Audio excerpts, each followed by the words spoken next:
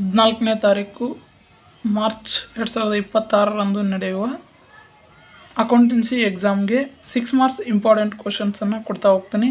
ಇದರಲ್ಲಿ 3 ಕ್ವಶನ್ಸ್ಗಳು ಬಂದೇ ಬರ್ತವೆ. ಮೊದಲನೇ ಕ್ವಶನ್ ಬಂದುಬಿಟ್ಟು calculation of the profit and loss appropriation account. ಈ ಅಕೌಂಟ್ ಬಂದುಬಿಟ್ಟು 1ನೇ ಚಾಪ್ಟರ್ನಲ್ಲಿ 3 ಕ್ವಶನ್ಸ್ಗಳು ಬರ್ತವೆ. ಅದರಲ್ಲಿ ಇದು ಒಂದು ಕ್ವಶನ್ಸ್ ಹೌದು. ಅದರ ಫಾರ್ಮ್ಯಾಟ್ ಬಂದುಬಿಟ್ಟು format of profit and loss appropriation account.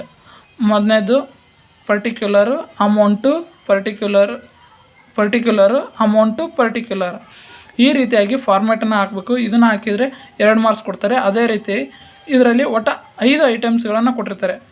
ಮೊದಲನೇ ಐಟಮ್ ಬಂದುಬಿಟ್ಟು ಇಂಟ್ರೆಸ್ಟ್ ಆನ್ ಕ್ಯಾಪಿಟಲ್. ಅವರ ಕ್ಯಾಪಿಟಲ್ ಮೇಲೆ 10%, 5% ಇಂಟ್ರೆಸ್ಟನ್ನು ತೆಗೀರಿ ಅಂತಂದು ಕೊಟ್ಟಿರ್ತಾರೆ. ಅದೇ ರೀತಿಯಾಗಿ ಯಾವುದಾದ್ರೂ ಒಬ್ಬ ಪಾರ್ಟ್ನರ್ದ ಸ್ಯಾಲರಿ ಅಥವಾ ಕಮಿಷನ್ ಅಂತಂದು ಕೊಟ್ಟಿರ್ತಾರೆ. ಅವು 2 ಕೂಡ ಈ ಡೆಬಿಟ್ ಸೈಡ್ ಬರ್ತವೆ. ಅದೇ ರೀತಿಯಾಗಿ profit and loss appropriation account credit side ಬರುವಂಥ 2 ಐಟಮ್ಸ್ಗಳು. ಒಂದು profit and loss account net profit, ಅವ್ರದ್ದು ಕಂಪ್ನಿದು ಏಟು ಪ್ರಾಫಿಟ್ ಇರುತ್ತೆ ಅದನ್ನೇ ಡೈರೆಕ್ಟಾಗಿ ಹಚ್ಕೋಬೇಕು.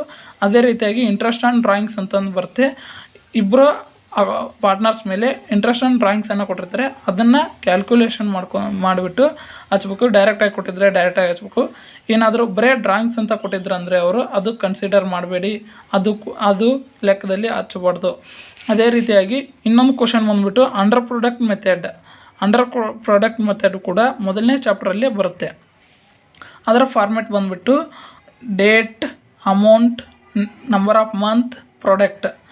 ಇದು ಡೇಟು ಮತ್ತು ಅಮೌಂಟನ್ನು ಅವರೇ ಪ್ರಾಬ್ಲಮ್ನಲ್ಲಿ ಕೊಟ್ಬಿಟ್ಟಿರ್ತಾರೆ. ಅವನ್ನೆರಡು ಹಚ್ಚಿದೆ ಅಂದರೆ 2 ಮಾರ್ಕ್ಸ್ ಕೊಡ್ತಾರೆ.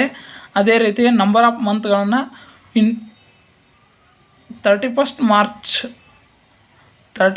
ಮಾರ್ಚ್ವರೆಗೂ ಅವರು ಎಷ್ಟನೇ ಮಂತ್ ಕೊಟ್ಟಿರ್ತಾರೆ ಅದಲ್ಲಿಂದ ಲೆಕ್ಕ ಹಾಕ್ಕೊತ ಹೋಗ್ಬೇಕು. 1ನೇ ತಾರೀಕು ಇತ್ತಂದರೆ ಆ ಮಂತನ್ನು ಹಿಡಿಬೇಕು.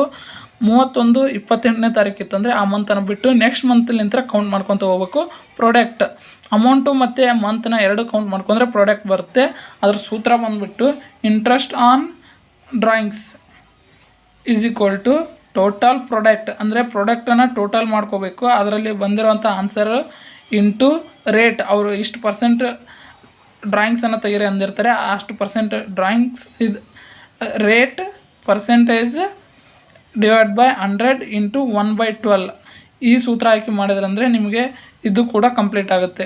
ಅದೇ ರೀತಿಯಾಗಿ 3ನೇ ಬಂದುಬಿಟ್ಟು ಗೇನ್ ರೇಷೋ. ಇದು ಈ ಸತಿ ಬರೋ ಚಾನ್ಸಸ್ ಪೂರ್ತಿ ಇದನ್ನೇ ಕೇಳ್ತಾನೆ ಈ ಸತಿ ಗೇನ್ ರೇಷೋನ. ಅದರ ಫಾರ್ಮುಲಾ ಬಂದುಬಿಟ್ಟು gain ratio is equal to new ratio minus old ratio. ಅವರು ಪಾರ್ಟ್ನರ್ಸನ್ನು ನ್ಯೂ ರೇಷೋವನ್ನು ಕೆಳಗಡೆ ಕೊಟ್ಟಿರ್ತಾರೆ, ಓಲ್ಡ್ ರೇಷೋವನ್ನು ಮೇಲ್ಗಡೆ ಕೊಟ್ಟಿರ್ತಾರೆ. ನ್ಯೂ ರೇಷೋಯಲ್ಲಿ ಓಲ್ಡ್ ರೇಷೋವನ್ನು ಕಳ್ಕೋಬೇಕು. ಕ್ಯಾಲ್ಕುಲೇಷನ್ ಆಫ್ ಸಕ್ರಿಫೈಸ್ ರೇಷೋದು ಫಾರ್ಮುಲಾ ಬಂದುಬಿಟ್ಟು sacrifice ratio is equal to old ratio minus new ratio. Old ರೇಷೋನ ಲೆಕ್ಕದಲ್ಲಿ ಮೇಲ್ಗಡೆ ಕೊಟ್ಟಿರ್ತಾರೆ, ಅದರಲ್ಲಿ ತಳಗಡೆ ಕೊಟ್ಟಿರುವಂಥ ನ್ಯೂ ರೇಷೋನ ಮೈನಸ್ ಮಾಡಿದರೆ ಸಕ್ರಿಫೈಸ್ ರೇಷೋ ಬರುತ್ತೆ. ಅದೇ ರೀತಿಯಾಗಿ calculate cash flow statement, last chapter cash flow ಸ್ಟೇಟ್ಮೆಂಟಲ್ಲಿ ಲೆಕ್ಕ ಬರೋ ಚಾನ್ಸಸ್ ಜಾಸ್ತಿ ಇರುತ್ತೆ. ಈ ಲೆಕ್ಕವನ್ನು ಯಾವ ರೀತಿಯಾಗಿ ಮಾಡ್ಬೇಕಂತಂದರೆ ಪರ್ಚೇಸ್ ಆಫ್ ಗೂಡ್ಸ್ ಅಂತ ಇತ್ತಂದರೆ ಅದನ್ನು ಲೆಸ್ ಮಾಡ್ಕೋಬೇಕು. ಏನಾದರೂ ಸೋಲ್ಡ್ ಅಂತ ಇತ್ತಂದರೆ ಪ್ಲಸ್ ಮಾಡ್ಕೋಬೇಕು. ಮೈನಸ್ಸು ಪ್ಲಸ್ ಇವು 2 ಕೂಡಿಸಿ ಫಾರ್ಮೆಟನ್ನು ಸೇಮ್ ಇಲ್ಲಿ ಏನಿದೆ ಇದರ ಅರ್ಧ. ಇದರ ಫಾರ್ಮೆಟ್ ಬಂದುಬಿಟ್ಟು ಪರ್ಟಿಕ್ಯುಲರ್ ಅಮೌಂಟ್ ಆಟೆ ಹಚ್ಕೊಂಡು ಪರ್ಟಿಕ್ಯುಲರಲ್ಲಿ ಅದು ಯಾವುದು ಸೋಲ್ಡ್ ಆಗಿತ್ತಂದರೆ ಮೈನಸ್ ಅಂತ ಹಚ್ಕೋಬೇಕು, ಪ್ಲಸ್ ಅಂತ ಹಚ್ಕೋಬೇಕು. ಅದು ಪರ್ಚೇಸ್ ಆಗಿತ್ತಂದರೆ ಮೈನಸ್ ಅಂತ ಹಚ್ಕೋಬೇಕು. ಯಾವ್ಯಾವ ಪ್ಲಸ್ ಇರ್ತೋ ಅವನ್ನೆಲ್ಲ ಕೂಡಿಸಿ ಮೈನಸ್ ಯಾವ್ದು ಬಂದಿರ್ತೈತೆ ಅದನ್ನು ಮೈನಸ್ ಮಾಡಿಬಿಟ್ರೆ ಮುಗಿದೋಯ್ತು, ಅದರ ಆನ್ಸರ್ ಬಂದುಬಿಡುತ್ತೆ. ಅದೇ ರೀತಿಯಾಗಿ ಡೆತ್ ಆಫ್ ಪಾರ್ಟ್ನರ್, ಇದು ಅಕ್ಕರು ಇಂಪಾರ್ಟೆಂಟೇ, ಇದು ಬಂದೇ ಬರುತ್ತೆ. ಇದೇ ಕ್ವಶನ್ನು ಅದ ಬಂದುಬಿಟ್ಟು ಇದೊಂದು ಕ್ವಶನ್ನು ಈ ಸತಿ ಬರೋ ಎಕ್ಸಾಮಿನೇಷನ್ಗೆ. ಅದೇ ರೀತಿ profit and loss appropriation account ಇದು ಕೂಡ ಬರುತ್ತೆ. ಇವು 3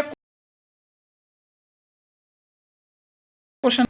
ನೀವು 18 ಮಾರ್ಕ್ಸನ್ನು ಅಕೌಂಟೆನ್ಸಿ